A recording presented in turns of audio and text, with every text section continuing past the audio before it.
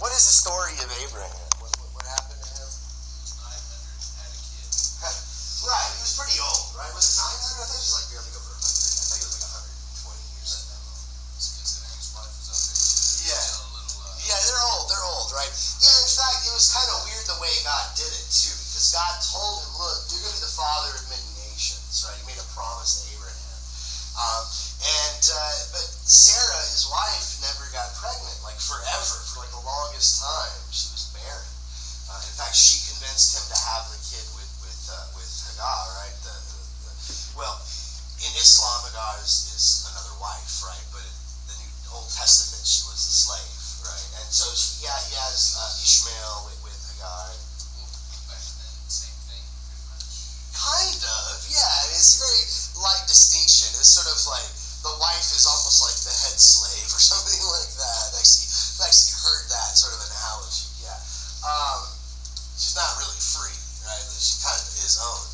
But still, right, I guess there's this hierarchy, and Sarah was supposed to be the wife, the actual wife. And so she didn't have any kids forever. And then eventually God, like one day they're having dinner or something like that, and God comes down and says, Sarah's going to have that baby I told you about, right? And they kind of laugh. They're like, funny joke, you're so funny, God, right? Because she's like 120 or something like that. She's not going to have a kid. She does, though. She has this kid. She has Isaac, right? And then right after Isaac's born, he's like maybe like 5 or something, 6. He's older than that. He's a little bit older. They wait till he's like old enough to like follow the father on the hunt and stuff like that. And then what does God tell Abraham? Yeah, you gotta sacrifice Isaac. Right? And so he's like, okay, I guess I've got to sacrifice Isaac. He's not too happy about it, but he's willing to do it, right? For Kierkegaard, there's no way I can understand this story of Abraham from the standpoint of the ethical. If I try to explain it in black and white, good or bad, good or evil, those sort of terms, it just doesn't work, right? It just doesn't make sense. Why not? Well, what would I have to say from the standpoint of the ethical?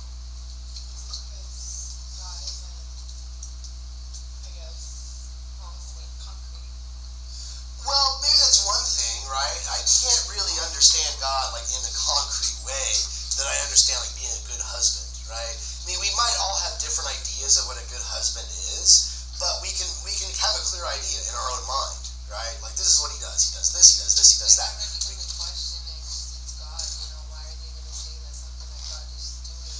He can't, yeah, that's one thing. And for him, it's not either bad or good. It's sort of like beyond that. It's beyond good and bad. It's beyond those sort of distinctions. If you try to put it in those distinctions, you're probably going to end up having to say it's bad. Because it's like, well, I mean, what was Abraham willing to do? He was willing to kill his son. Like, I mean, what would happen if you were just sitting at your house and your neighbor came and knocked on your door and said, hey, could you watch my house? Because I got to go sacrifice my son to God. So could you watch my house while I'm gone? Like, what the hell would you do? Yeah, you call the police. Like, what the heck? So, like, Abraham, he can't really explain this. Like, he tried to go talk to Sarah. Hey, Sarah, you know that kid we just had? God wants me to sacrifice him. Now, I mean, he might know, like, the story. What happens? He goes to the top of the Mount Moriah to sacrifice Isaac. Does he sacrifice Isaac? No. What happens? Yeah, an angel comes and what's that? Like an angel comes and tells him he passed the test. Right, yeah, you were just testing you. We were seeing whether you would do it or not. And don't worry, we're not going to make you sacrifice Isaac. Here's a ram instead. You can sacrifice the ram, right? So it was just a test. Did he know it was a test? No, he couldn't have, right? Some people, if you're trying to explain it in terms of the ethical, you might be tempted to do that. You might be tempted to say, well, Abraham would never have killed Isaac. He never would have done that. That's evil. Thou shalt not kill. So, that's not right. But he knew it was a test. He knew that God was testing him. Well, that doesn't work, says Kierkegaard. Or actually, he's writing this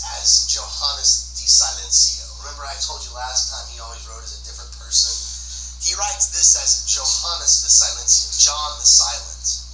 Why is he John the Silent? Because he has to be silent. He can't tell you about Abraham.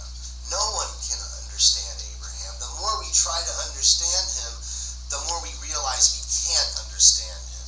At least we can't understand him the way we like to in terms of ethical, right or wrong. If we did, we have to say he's a murderer. He's willing to kill his son. And we can't say, oh, well, he knew it was a test, because if he knew it was a test, then it wasn't faith. That was nothing to do with faith. That's not faith. Faith is, he's walking up that mountain. He's doing it with fear and trembling. He's not like walking up there like, oh, just as one of those tests that God puts me on, no big deal. Isaac and I are going to be home later grilling up some barbecue. It's going to be fine, right? No, he is freaking out. But he's doing it anyways because he's got faith. He believes that God is going to do what he promised him, right? He's going to walk up that hill and he's going to be freaking out with fear, with trembling. What's going to happen? I don't know. I don't know. But I know that God wants me to sacrifice Isaac and I have to do this. And he will be the father of many nations. Now, from the standpoint of the ethical, those cannot both be true. There is no way that Isaac can die and be the father of many nations, right? It's not possible. But yet, Abraham believes it because he has faith, right?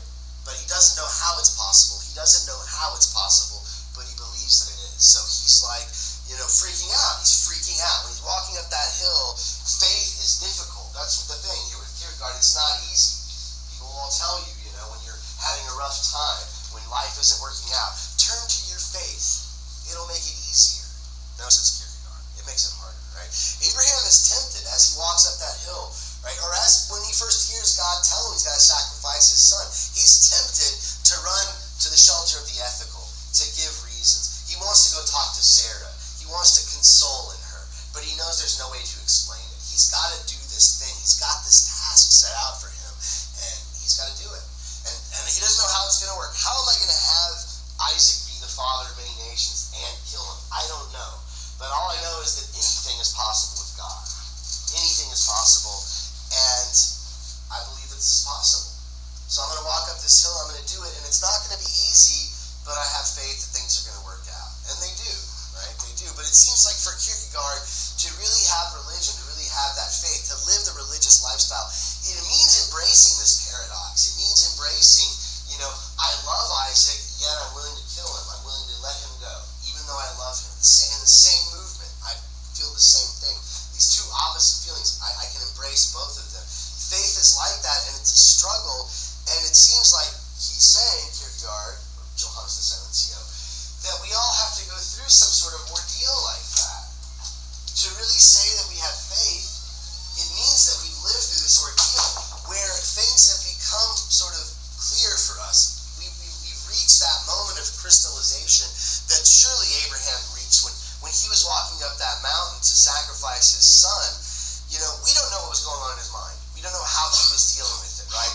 That's what Kierkegaard says. It's beyond the ethical. We do know, though, that surely he was only thinking about stuff that really mattered to him, right? It was sort of, everything was cleared for him.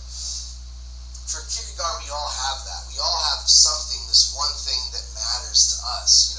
If it's, it's our Isaac, right? For Abraham, it was his son Isaac, and being the father of many nations and having, posterity. That was what mattered to him, right? That was clear from that experience. So for us, maybe this involves some loss, that we have to go through some loss to lose something in order to really focus on what matters and what doesn't. And then it becomes clear what our purpose is, and it's going to be different for everybody. Right? Everyone's different. We're all going to have our own version of this, right? Of the religious. We're all going to have our own Isaac. And the person that lives the religious lifestyle is going to be very clear about what that is. And they can't explain it to anybody else and expect them to understand it, right? That's the temptation. Remember, if I'm living the ethical life, I'm often tempted to go back into this aesthetic mode, right? When I was in college, when I was first starting out, it was all about this for me. I just wanted to have fun. I just wanted to chase girls and party. That's all I cared about, right? And, I went to college, I wanted to get a degree and get a job and stuff like that. But after a while I got old. I was like, it got boring. I want to do something with my life, right? I started becoming a much more serious student. I started spending a lot of time studying, and I didn't party, or I didn't go out on the weekends. I skipped a lot of fun. After a while, I got tempted, though, right? It's really hard to be this way all the time, right? All work and no play makes Jack a dull boy. So eventually I'm like, I'm tired of partying. I'm tired of being a good boy. I want to party. I want to go out and have some fun. I'm tired of studying for tests every weekend. Time to let loose, right? So again, the temptation, if I'm being the ethical person living by these standards, the temptation is just to let go and be free, right? If I'm living the religious lifestyle, if I'm Abraham, the temptation is to fall back into that ethical mode, to try to explain it to people. This is why I'm doing it. This is the reason, and this is why you should believe me. This is why you should also do this too. That's ethical talk there. No, the religious is something very personal for Kierkegaard. It's not something I could explain to anybody else. It's something I have to live myself. Now, I don't want to give you this idea that if you live the religious lifestyle, you have to be this sort of intense figure like Abraham, right? Any state that's beyond the ethical, any state where I'm thinking beyond this idea of just good and bad and evil, is already at the threshold of the religious, right? It's going to be a state where the individual lives in, as Kierkegaard puts it, lives in an absolute relationship to God. It's not an escape, though. It's not like I'm a hermit, like some monk that goes to hide from society and go pray and be quiet and not talk to anybody. It could be a life that's fully immersed in the world, but yet I have this deep, absolute connection, this personal connection with God. And I think it's on, 501? 501, he gives us a description here of what he calls the night of faith. Not night as in like day and night, but night as in, knight in shiny armor or whatever, right? So like the hero of faith. What is the knight of faith like? He doesn't have to be like this intense Abrahamic figure. It doesn't have to be Abraham. It might be just like a tax collector, as he puts it. And he describes him on 501, this very long quote. It's actually a pretty long quote, so let me get a drink here before I jump in. So he says, the instant I first laid eyes on him, I set him apart at once. I jump back, I clap my hands, and I say half aloud, good Lord, is this the man? Is this really the one? He looks just like a tax collector.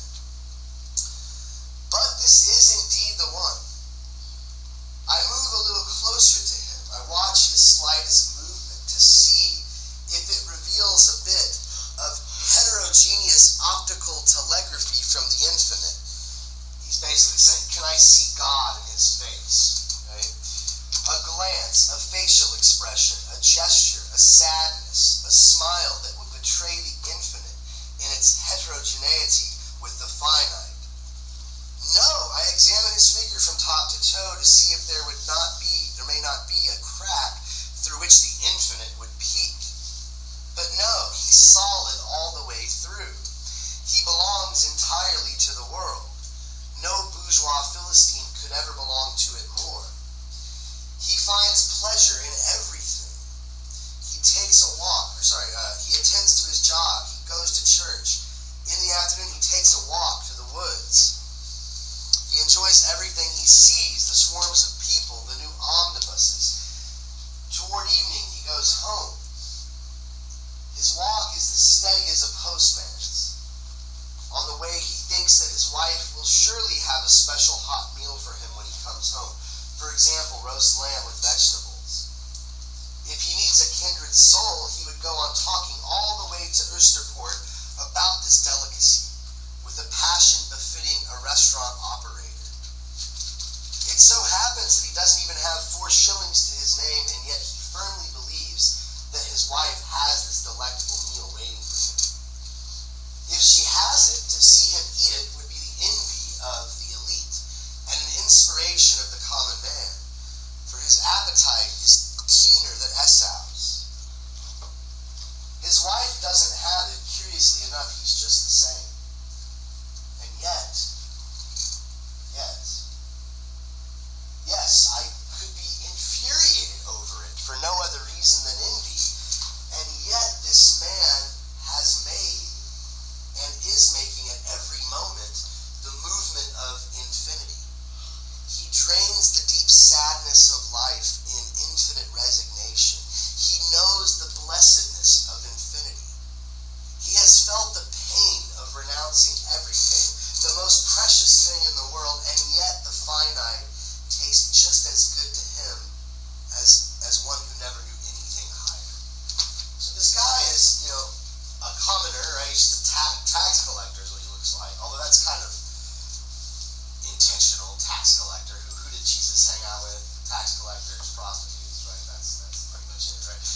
it's kind of reference, I think, to the New Testament, but still, he's a common dude.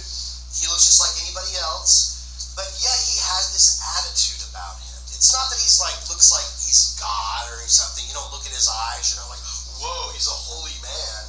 But you just see how comfortable he is being who he is, and how nothing's going to get him down, right? Even if he's having a bad day, he's still going to love and appreciate the things that he does have.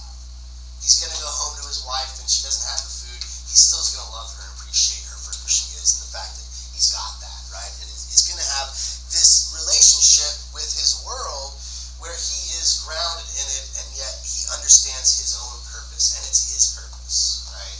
And it's his place, right? So that's the night of faith. So again, it's not something that can really be understood in terms of the ethical. Faith is not something to be explained or understood, and it's not something that is ascetic, right? Like otherworldly, like detaching yourself from society. It's something that you have to experience for yourself, says Kierkegaard. It's something to be lived, and it can't really be recognized from the outside. So in a way, this passage is kind of absurd. You can't look at someone and know that they're a knight of faith, right? It's something to be lived, something to be understood from the inside, right? It's internal. And it is the most difficult life, says Kierkegaard. It's the most demanding, because you can't really turn to somebody else for the answers. You've got to find those answers within yourself, between you and God, right? Whatever that might mean for you, your own personal relation to God. So it can't be understood like Hegel's things. It can't be put into a system. It can't fit into some system. And it's not like some theorem. I have faith, it's my theorem or my axiom, and I know that's true, so I base all my other beliefs on it. That's not really how it works, right? And it is the most passionate form of existence, says Kierkegaard. It's the most passionate. In the textbook, the author here explains that the more distance in my life, the more passion, right? What does he mean by that? How does distance and passion, how does that relate? I like the analogy in Melcher, in this textbook. I think it's on page 502. He's talking about a student who's studying for a chemistry exam, right? Let's imagine that this student really wants to do good in chemistry. Like, let's say they have to get a certain grade in chemistry to get to the program they want, right? They want to get into this program, but they have to get an A in chemistry. So they really want it really bad, okay? Well, let's say in one situation, they've gone to class every day, they've taken really good notes, they pay attention in class, they read their textbook, and they're pretty comfortable with the material. And so the night before the test, they're studying for it, sure, they're a good student, but there's not much distance between them and their goal, right? Their goal is to get a really good grade on the test, and they're prepared for it. They've studied, they've come to class, so they're not going to have much distance, and they're not going to be frantically studying. They're not going to be nervous. There's not going to be much passion involved. Now imagine the same person, they're just as eager to do well on the test, but they haven't been coming to class. And when they do come to class, they're confused, and they haven't been reading the textbook. And now the night before the test, they're going to cram for that test. Now, there's going to be a lot of distance from their goal, right? They want to get an A on the test, and they're really far away from that goal. They're going to have a lot more passion. They're going to be a lot more passionate about it. They're going to be worried about it. They're going to be nervous about it. They're going to be, obsessed with it almost, right? So that's the way it works. The greater the distance, the greater the passion. The further I am from what I want to be, the more passionate I'm going to be about that thing and achieving that thing. So for him, the religious life is the most passionate. So it involves the most distance. Why is that, right? Well, the aesthetic life, he says, there's hardly any distance at all, because you don't really have any goals. Your only goal is to just be there and just to enjoy stuff. And when you set up a goal like to seduce a woman or something, it's just a temporary goal. And if you don't meet that goal, it's no big freaking deal, right? You're like, oh well, it didn't work this time, next, and you just move on, right? So there's really not a lot of passion involved there. That seems kind of weird. Well, if you're like a seducer, you're Don Juan, that sounds kind of passionate.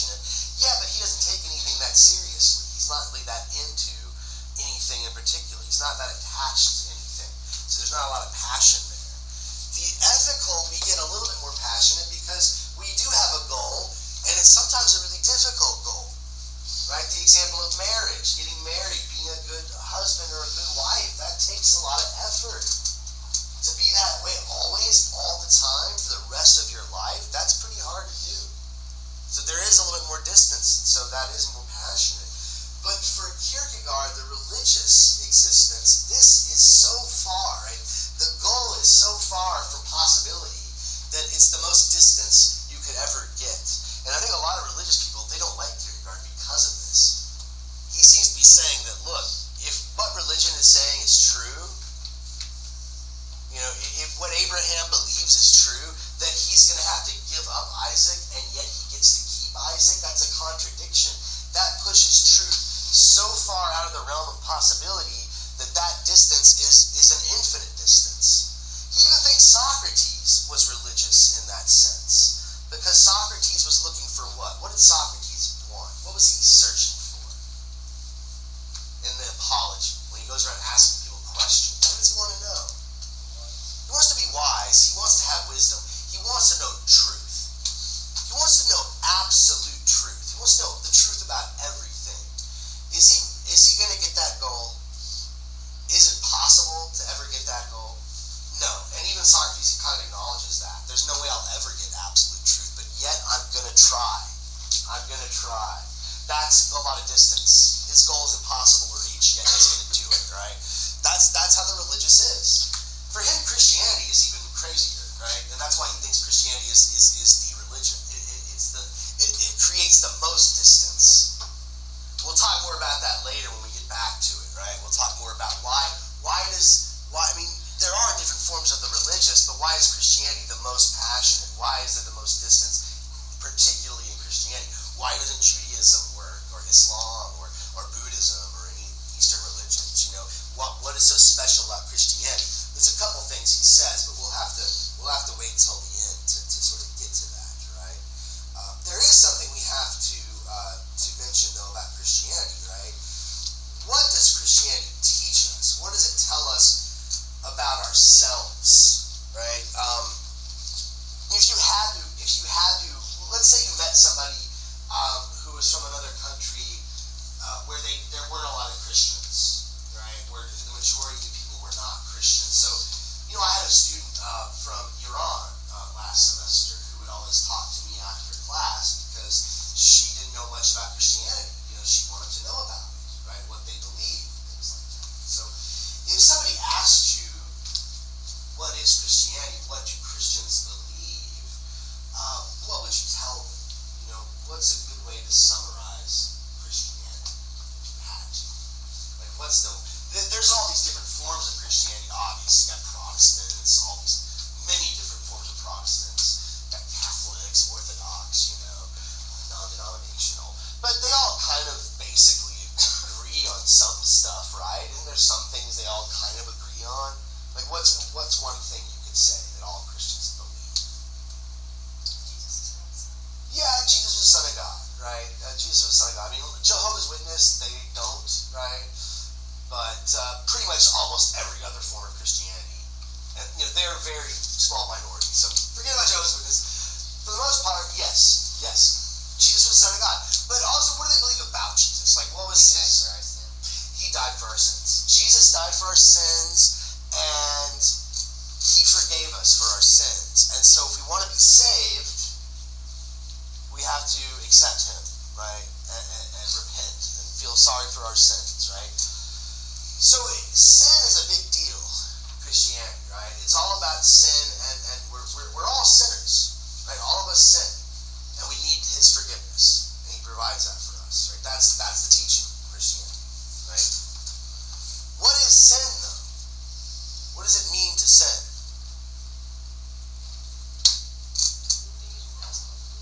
Do something you're not supposed to do. That's a great way of putting it. No, and that's, I think, how most people think of sin. It's like you're breaking a rule, right? Like, God has all these rules, 10 Commandments or whatever, and when you don't follow them, you're sinning, right? Well, Kierkegaard doesn't think so. He doesn't believe that's really what sin is. That is a very ethical way of thinking. There are rules, there are guidelines that every one of us should all follow. Cookie cutter example. There's a mold that we all need to fit, and if we don't fit that mold, we're sinners, right? Remember, for Kierkegaard, the religious life is unique. Everyone's different. We all have a different purpose here. God has a different purpose for all of us. So there's no rule book that we have to all follow and stuff like that. For him, sin is the same thing as despair. To sin means to be in despair. What does despair mean? He uses it in a very specific sense, but you might be familiar with the word already. Or maybe you did the reading, maybe you actually read the chapter from the book. That would be wonderful. What does despair mean, according to Kierkegaard? Or according to you, what do you think it means to despair about something? You're anxious, you're worried, you're freaking out. Yeah. That's not how he puts it, though. How does he put it? Not being willing to be oneself. You're not being willing to be who you really are. So I guess having faith, being religious, is being willing to be yourself, right? When you actually go through the ordeal that Abraham went through and you understand your purpose and you have this relationship you establish with God, then you're actually being yourself. But most of us are in despair. We're all sinners. We all fail at being who we really are. We want to be something else. Remember last time I was talking about how I think Joy was asking, are these stages that we go through, the aesthetic, the ethical, the religious, are they like different stages in our life? They could be, but for the most part, Kierkegaard thinks we kind of oscillate between these two, right?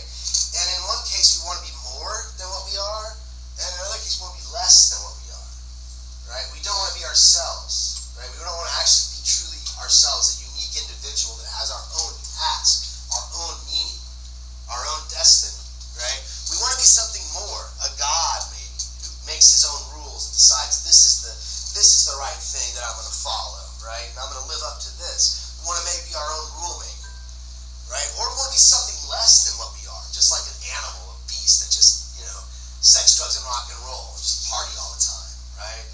But we're something in between. We're something in the middle, right? And we need to acknowledge that. And this is going to be something different and personal for every person, right? We got to get out of despair somehow, and the religious life is the answer for Kierkegaard, right? So despair, failing to be oneself, not willing to be oneself. And for him, this is almost an advantage, like an advantage that we have over the animals. It's a curse, because it's a sort of cross that we bear, but it makes us unique as beings. Animals don't do this. A beaver building a dam doesn't ask, am I being myself? What does life mean? How am I going to act? I got to fit a mold. I got to be part of the cool kids. You don't think like that if you're a beaver. Humans do. This is we got to think about our personality, who we are, how we identify ourselves, right? But it's a difficult task to do, and most of us flee from it. Most of us find varying different forms of despair to hide from this. And for Kierkegaard, this is death of the self. Right? Our true self, right, is being destroyed if we're in despair. Different forms of despair. We'll go over all three of them here. We've got despair of infinitude, despair of finitude, and despair of defiance. And all of these are different ways of refusing to be who we truly are.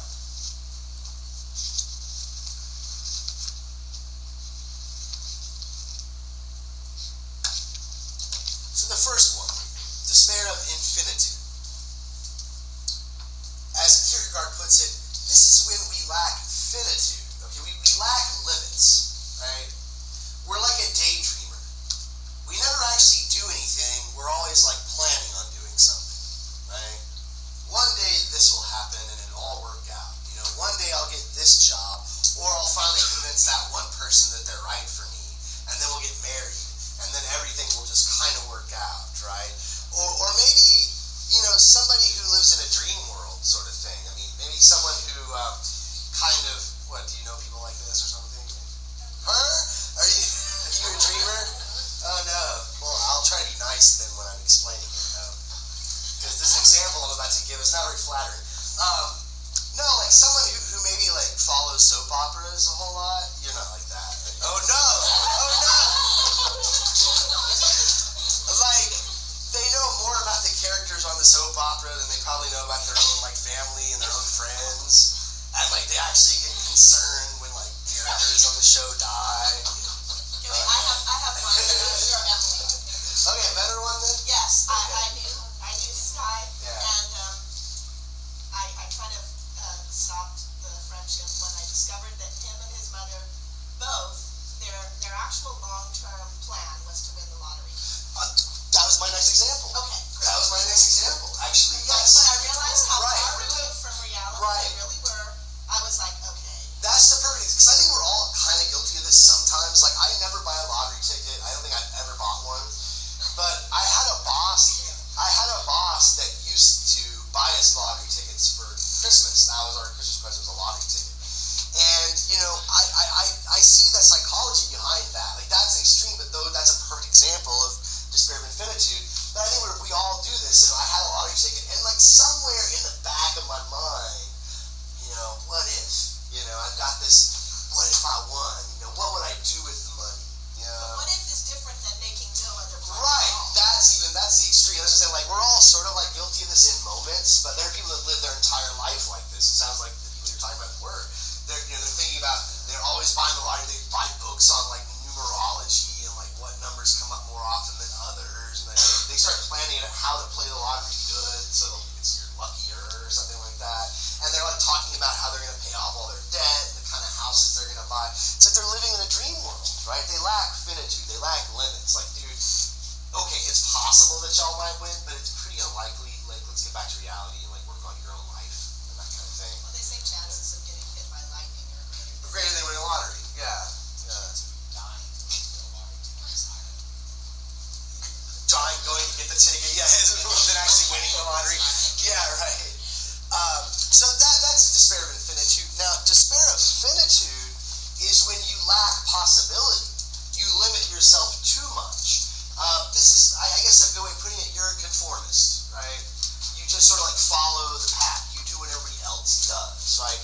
You never really think for yourself. You just sort of like follow the mold that society puts there for you. You know, oh, just get a career. It doesn't matter what the career is, as long as it pays well. Get the kids, get the marriage, and that's it, right? And just follow this prescription. What is it? Page, where's this at? 504, yeah, right there, 504. There's a long quote where he talks about the despair of finitude. That second column, he writes, by seeing the multitude of people around him, by being busy with all sorts of worldly affairs, by being wise to the ways of the world, such a person forgets himself. In a divine sense, he forgets his own name, dares not even believe in himself, finds being himself too risky. He finds it much easier and safer to be like the others, to become a copy, a number, along with the crowd. Now, this form of despair goes practically unnoticed in the world. Precisely by losing oneself in this way, such a person gains all that is required for a flawless performance in everyday life. Yes, for making a great success out of life. Here there is no dragging of the feet, no difficulty with his self in its infinitizing. He is ground smooth as a pebble, as exchangeable as a coin of the realm. Far from anyone thinking him to be in despair, he is just what a human being ought to be. Naturally, the world has generally no understanding of what is truly terrifying. Yes, what we call worldliness simply consists of such people who, if one may speak so, they pawn themselves to the world. They use their abilities, they amass wealth, they carry out worldly enterprise, make prudent calculations, etc. And perhaps they're even mentioned in history, but they are not themselves. So again, this sort of conformists, what Nietzsche calls people that follow the herd mentality, gotta be like everybody else, right? And a lot of times they're very successful people, right? From the outside, it doesn't look like they have any issues with their life. They're as exchangeable as a coin of the realm. What is he saying about that? What does that mean? As exchangeable as a coin of the realm? So like a coin, right? You can just find a coin anywhere. They're just like. Right, and it's just as exchangeable, right? I got a nickel. Would you trade me a nickel for a nickel? Yeah. Yeah, it's the same. This is the same as any other nickel, right?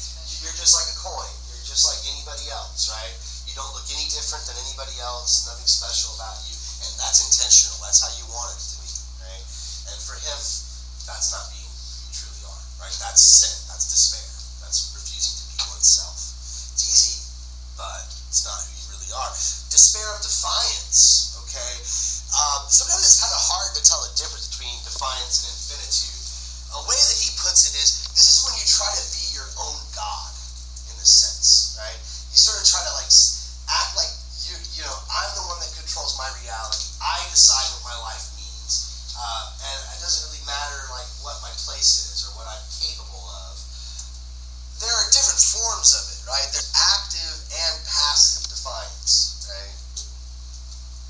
So active defiance, this is like somebody who, you know, I've known several people like this, unfortunately, maybe you have, poor people. They think they're going to be something that they could never be, right? Like someone wants to be an actress, and she can't act, right? Like she just really sucks, right? Someone wants to be an artist, and they're just not good at it, right? But they just, no, I'm going to be an artist, no, I'm going to be an actress, no, I'm going to be, I remember when I was at UH, there was this friend of mine, she was really just she was super sweet girl, right? But she was like really shy and really introverted, you know, like talking to her was, she never talked, and you had to just pry things out of her. And she was just like so nice. And whenever I talked to her, I'd be like, you know, so, you know, what do you know, she was a philosophy major. I was a grad student in philosophy, she was an undergraduate. I was like, so what are you going to go to grad school for philosophy? Oh, no, I'm going to go to law school. I'm going to be a lawyer. Think she's going to make a good lawyer?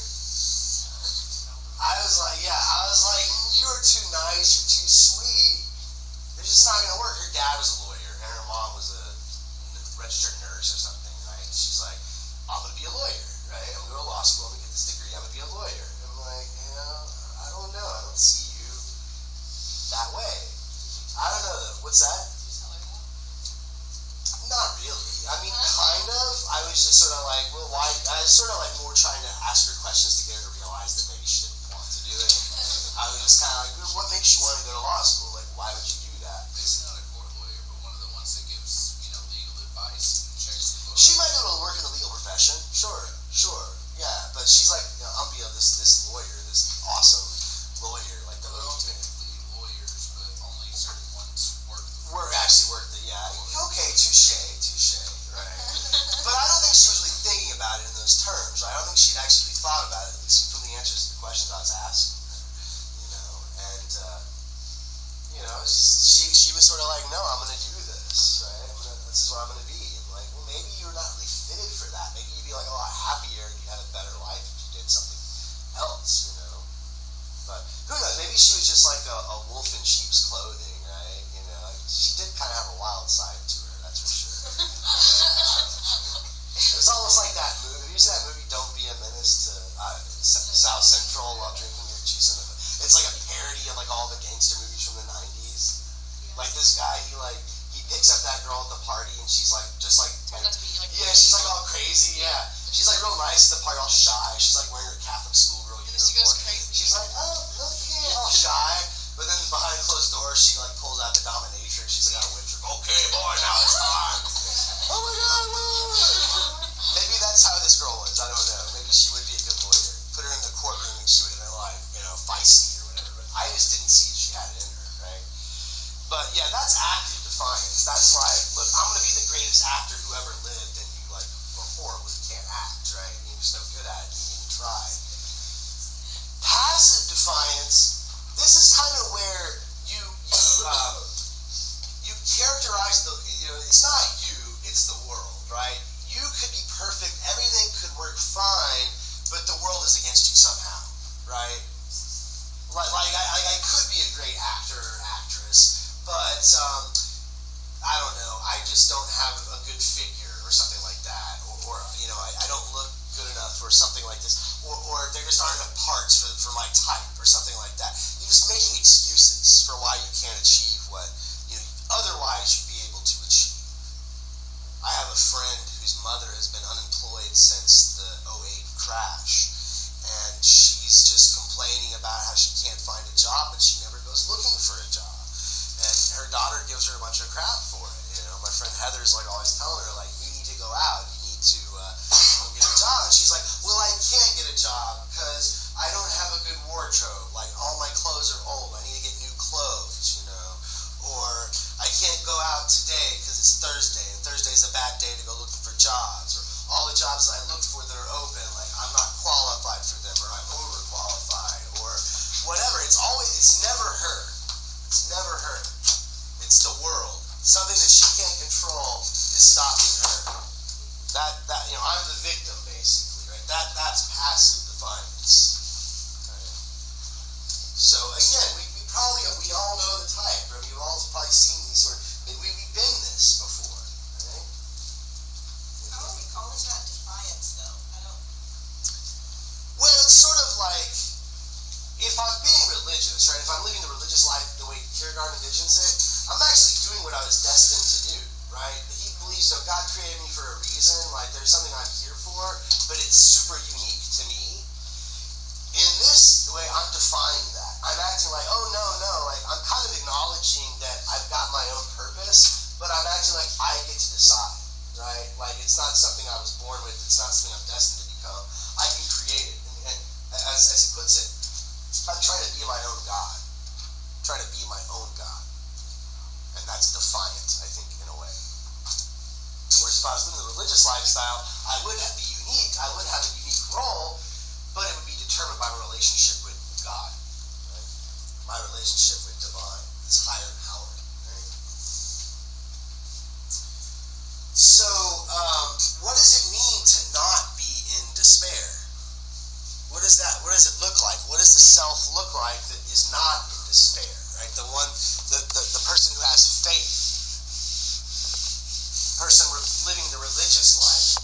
For Kierkegaard, what that means is that the self, and I'll write this down, the self has to be transparently grounded in the power that established it. Right? So the self is transparently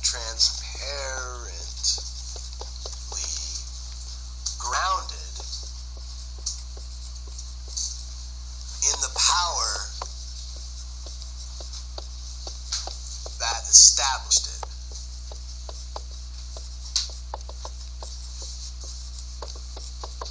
Okay, so what does it mean if I'm a self? What does it mean to be transparently grounded? It's not like when I was a kid, I used to get grounded all the time. To have faith, yeah, but if somebody says I'm grounded, what would that mean? You're Entirely there? What did he put it? Punished? No, well, yeah, when I was a kid, yeah, you get grounded. It's not the same thing. To be grounded. Rooted, right. To have root, to sort of be balanced, to sort of like be able to hold your ground. You've heard that, to hold your ground. So be grounded, right? Like I'm comfortable, I'm rooted, I know where I'm at, I know my place. Transparently. So transparently grounded, what do you think? Obviously, right? Like there's no question. Like I know what I'm here for. I know my purpose, right? What am I grounded in, though? I'm grounded in the power that established me. Well, what's the power that established me? God, right? So myself is transparently grounded in God, right? So as Kierkegaard sees it, willing to be myself and establishing a relationship to God, they're the same thing, right? I'm doing the same thing. Establishing a relationship with the divine, understanding who I truly am, what I'm truly here for, what I truly value, what life truly means to me, these are the same for him, right? That's establishing a relationship to God. Is it kind of like putting a purpose to him dying for his sins? It's like he died for our sins, so we might as well live life to the fullest to how we live. That probably has a little to do with it, right? It's sort of an appreciation of the fact that we're forgiven, I think. I mean, that's another special thing about Christianity for him, is that it teaches us forgiveness, and that's the only way we can kind of get out of despair. We sort of realize, look, we're all sinners, we all do this, we all are fake about who we are, because we can't accept ourselves. If we understand that God can accept us, that God forgives us, then we can start to do this. We can start to actually be who we really are and accept that. Accept God's forgiveness, right? And I think as, in Christianity, when you sort of put aside the rules that the church has created over the millennia, and just go back to actually the words of the Bible, our goal is really to be more like Christ, which when you look at his life was all about love. Yeah. And if you're trying to be that and have just a personal relationship and skip all the rules and, kind of move beyond that, I think it sounds a lot more like the religious life that he's describing. Yeah, and we'll be careful here because there's a lot you said that I want to comment on. Where do I start? So yeah, I mean, we've got to be careful here because just because I'm living the religious life doesn't mean I'm completely detached from like a church. I might go to church every Sunday. I might be the head of my choir or something like that, right? But that's not really where I get my meaning, right? I mean, there's one thing in my life that I value, and there's this, I have a purpose and I'm living that purpose out, and that might include being a good community person, a part of the community. Certainly, I'm not going to, he says, living a religious life does not involve detaching yourself from everybody around you, right? But it's understanding everybody around you in your own way, in your own unique way. So, if I live a religious life, I'm probably not going to break those rules. But not breaking those rules is not what defines me. If that makes any sense, right? That's not how I'm supposed to think about it. And the thing about Christianity is it teaches us about forgiveness and being able to love ourselves and each other, and it allows us to have this attitude. We're able to accept our unacceptability, as Kierkegaard puts it, right? Now, another thing about Christianity, we were talking about the greater the distance, the greater the passion. For him, Christianity is the most passionate because, for one, it tells us about forgiveness, so that's good. It helps us get out of despair. But it's also intense because it pushes the truth so far out of the realm of possibility. Right? If what Christianity says is true, then that's really wild, right? Says Kierkegaard. I mean, it can't be explained in terms of the ethical. Why is it so insane, right? I mean, other religions believe stuff that's kind of far-fetched. What makes Christianity even more far-fetched and harder to have faith in? Well, for him, it's unique, not just because of forgiveness, but also because of its teaching about Jesus, right? Who was Jesus? You said Son of God. In a way, he's the Son of God, but he also is God, right? He is Lord. Jesus is Lord in Christianity. He's God and he's also human, right? So he's both God and he's man. Before Christianity, God was not man, and man was certainly not God. Now they're together. And what happens to God, the God-man? The God-man sacrifices himself, is killed and put on a cross. For Kierkegaard, this is such an absurd idea that for him it's so far that believing it is a passionate thing. It's such a paradox, this idea of God and man. And to me, I mean, I don't really follow him on this, right? To me, I hear where he's coming from. Yes, this is kind of a wacky belief. It really is sort of like hard to prove. It's very, you might even say contradictory. But Christianity is not unique in this. Almost every other religion has something in it that seems a bit inconsistent. That seems kind of like you couldn't really explain it in terms of the ethical. But like nirvana in Buddhism, the concept of nirvana is beyond any ethical explanation, And the fact that the Buddha was a person that was able to do this on his own and gives him nirvana, that's sort of weird or whatever. So I mean, maybe he's a bit wrong about this, but I think he is correct about the forgiveness part. I think that is sort of a central tenet of Christianity, whereas you might find the notion of forgiveness in other religions, but it's not as central part of the teaching where it is in Christianity, right? Well, enough about that. In a way, though, he says, look, you should never confuse faith with knowledge. They're not the same thing. So if you try to prove the existence of God, like Descartes, you're not involved in faith. That's not faith, right? So proofs for God's existence, trying to find like archaeological evidence for Jesus, like that's not faith. But for him, in fact, that kind of shows you don't have faith. Like the fact that you're trying to like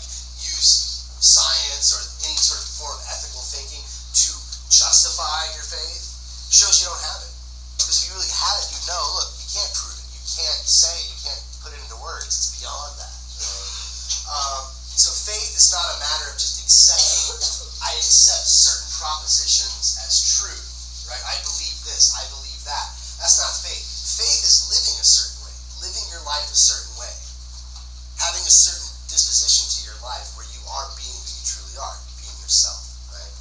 And the Christian accepts, according to Kierkegaard, the Christian accepts you can't really be yourself. You're always going to be a sinner.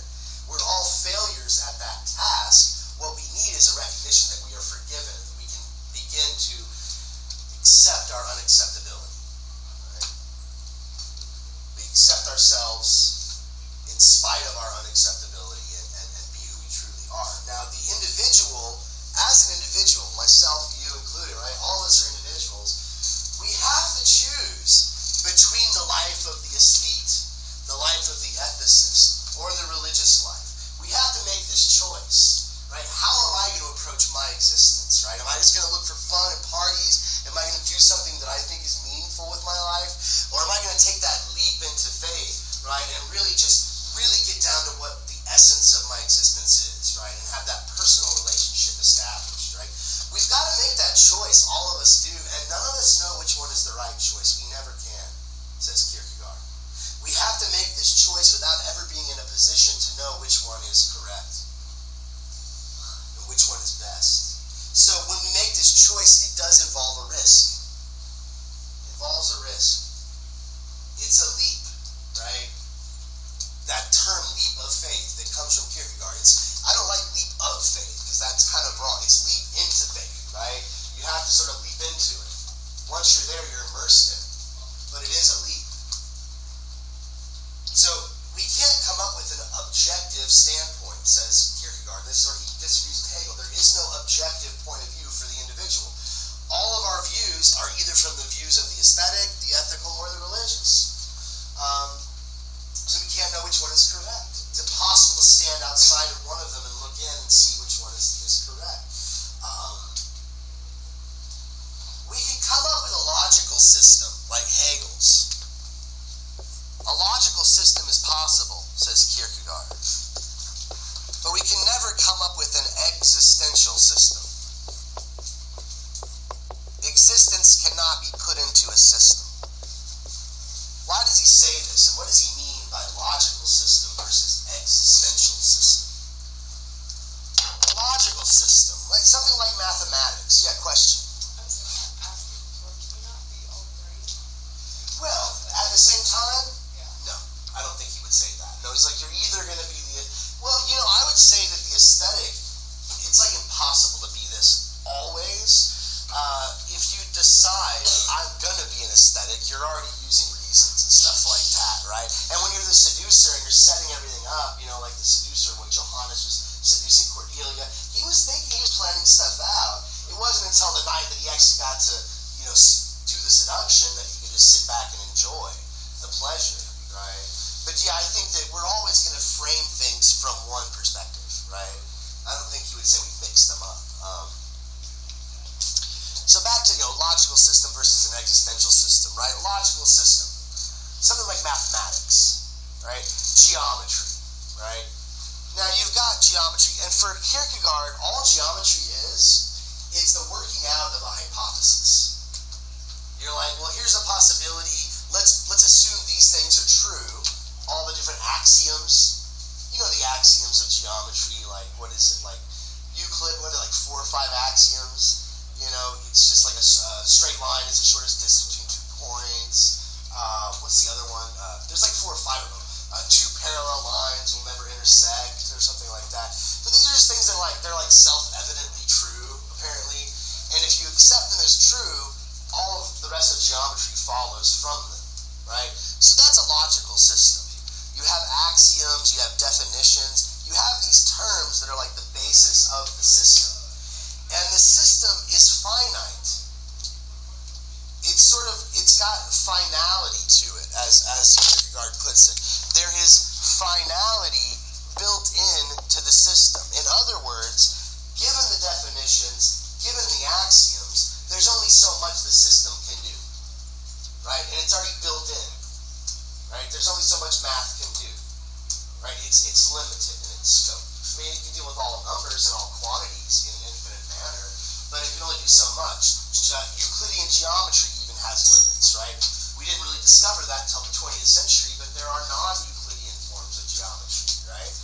So a system is possible, says Kierkegaard, but it's a final system, right? It's a closed system. And that's why it can be a system.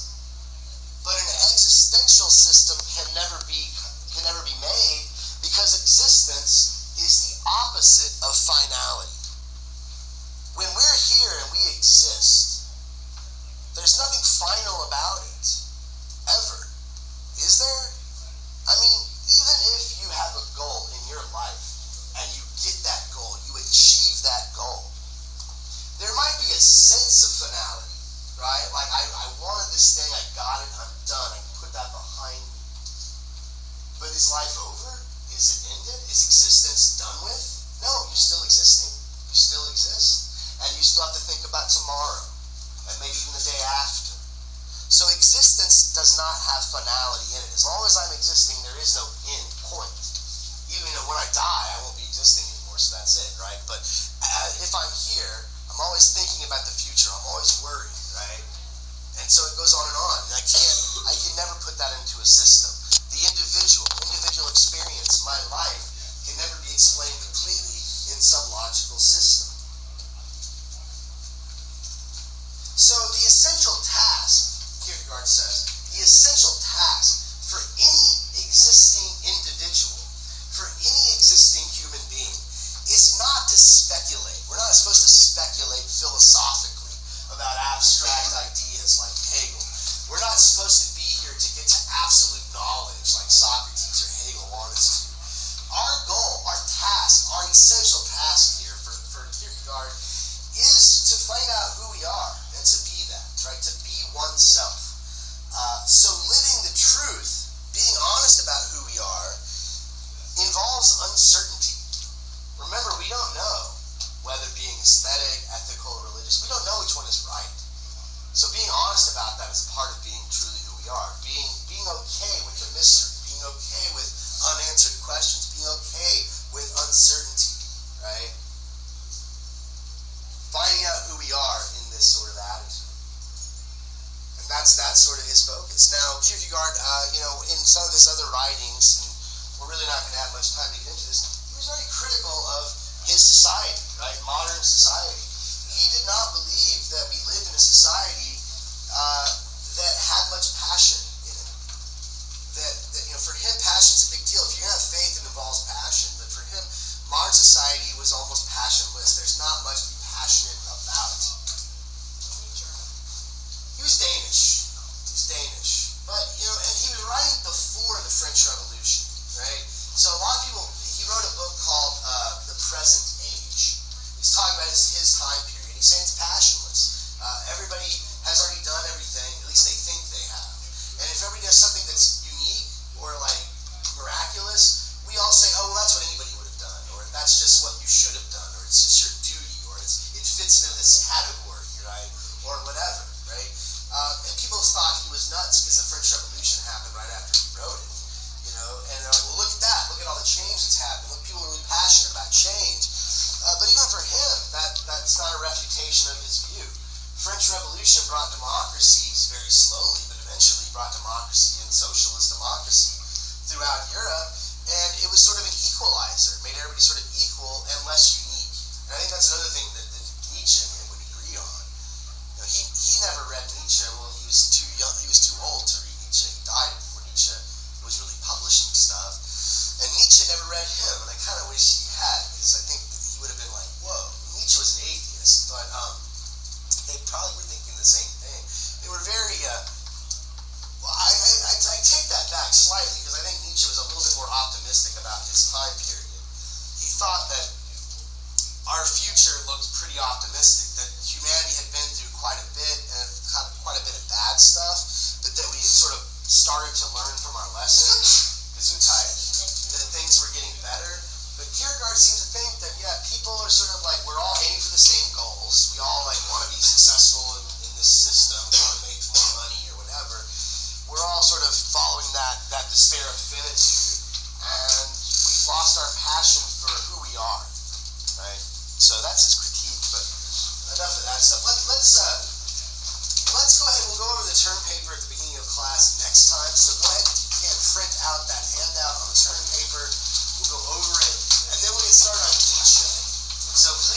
Misha, I'm thinking we'll have a quiz pretty soon, so don't shoot yourself in the foot by not doing the reading.